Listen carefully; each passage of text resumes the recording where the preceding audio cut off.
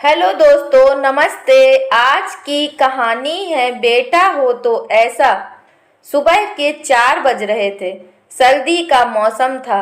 85 वर्षीय गिरजा अंकल जी बिस्तर पर बैठे थे, हाथ में गीली चादर पकड़े, जिसे अभी अभी वह खुद ही धोने की कोशिश कर रहे थे। उनकी सांसें फूल रही थी, हाथ कांप रहे थे। यह लगातार दूसरी बार था जब उन्होंने गलती से बिस्तर गीला कर दिया था। जब से उन्हें किडनी की बीमारी हुई थी, यह घटना अक्सर होने लगी थी। उनकी पत्नी को गुजरे हुए कई साल हो गए थे और उनका एक ही बेटा था, केशव। उन्होंने केशव को पढ़ाने में कोई कमी नहीं छोड़ी थी।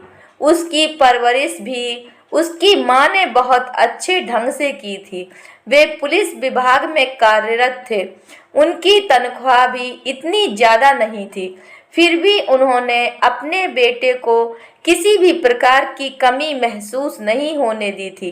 पत्नी के गुजरने के बाद वे अपने बेटा और बहू के साथ ही रहते थे। 2 दिन पहले बहू विभा ने अपने पति केशव से कड़ाई से कहा था, अब की बार पापा ने बिस्तर गीला किया तो मैं साफ नहीं करूंगी। मैं इनकी सेवा नहीं कर सकती। मैं अपने मायके चली जाऊंगी। मुझे तो यही लगता है कि इन्हें वृद्धाश्रम में भेज देना चाहिए। उस दिन गिरजा शंकर जी चुपचाप एक कोने में खड़े सब सुन रहे थे, क्योंकि उनसे गलती हो गई थी। उन्होंने उसी पल ठान लिया था कि अब अपनी गलती खुद ही संभालेंगे। आज विभा और केशव मॉल गए थे शॉपिंग करने के लिए, इसीलिए वह थक कर अपने कमरे में सो रहे थे। गिरजा शंकर जी ने सोचा, चादर साफ कर दूं, सुबह बहू देखेगी तो फिर बात बढ़ेगी, और वे बात बढ़ाना नहीं चाहते थे।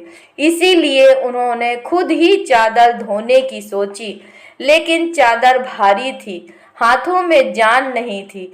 जैसे तैसे वह बाथरूम तक पहुंचे, चादर पानी से निकालकर निचोड़ने की कोशिश करने लगे, लेकिन डगमगा कर गिरने ही वाले थे कि पीछे से आवाज आई, पापा। वह चौंक कर मुड़े तो देखा बाथरूम के दरवाजे पर केशव और विभा खड़े थे, उन्हें ही देख रहे थे। विभा ने तुरंत नाक सिकोड़ते हुए कहा, केशव देखो, इन्होंने फिर से बिस्तर गीला कर दिया।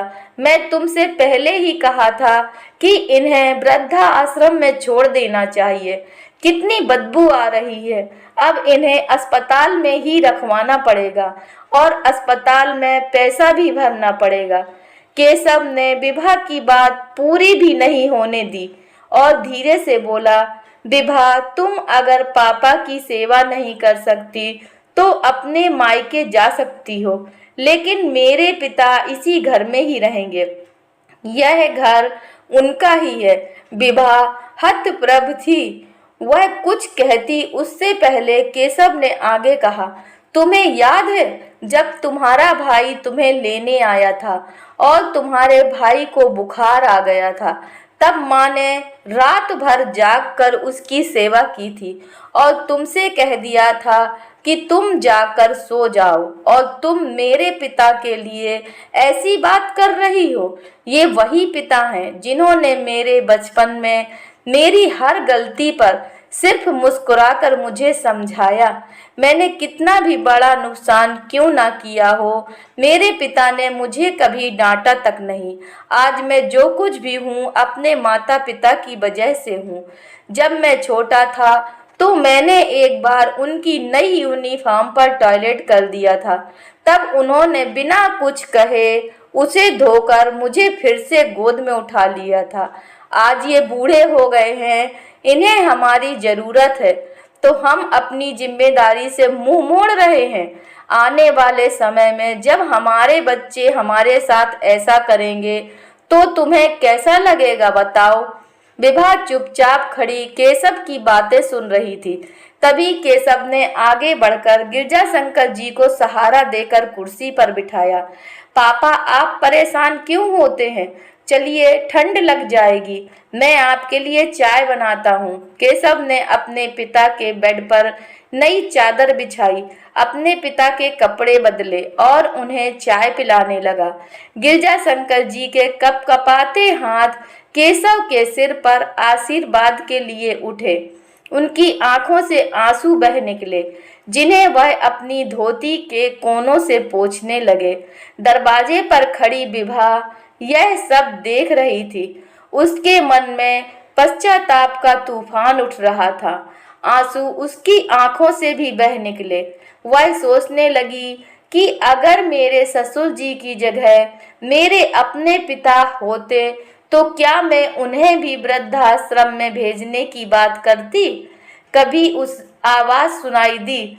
गिरजाशंकर जी ने अपनी स्वर्गवासी पत्नी की तस्वीर की ओर देखा और धीमे से बोले, सुन रही हो? तुम कहती थी तुम्हारे जाने के बाद कौन मेरा ख्याल रखेगा।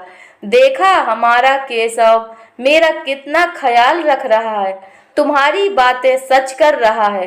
विभा ने चुपचाप आगे बढ़कर केशव के हाथ से चाय का कप ले लिया और बोली, मुझे माफ कर दीजिए पापा, अब आपकी सेवा की सारी जिम्मेदारी मेरी है। अब मैं ऐसा कभी नहीं करूंगी। अगर कभी बिस्तर गीला होगा तो साफ मैं ही करूंगी। और विभा ने गिरजाशंकर जी के पैर छू लिए। गिरजाशंकर जी सोचने लगे कि अगर बेटा सही है तो बहू अपने आप ही सही हो जाती है। अगर केशव विभा की हाँ में हाँ मिला देता तो आज वे वृद्धाश्रम में होते। उन्होंने कपकपाते हाथों से विभा को भी आशीर्वाद दिया। सदा खुश रहो। दोस्तों, अगर यह कहानी आपको पसंद आई है तो कृपया लाइक कीजिए, शेयर कीजिए और चैनल पर नए हैं तो कृपया चैनल को सब्सक्राइब कीजिए। धन्यवाद।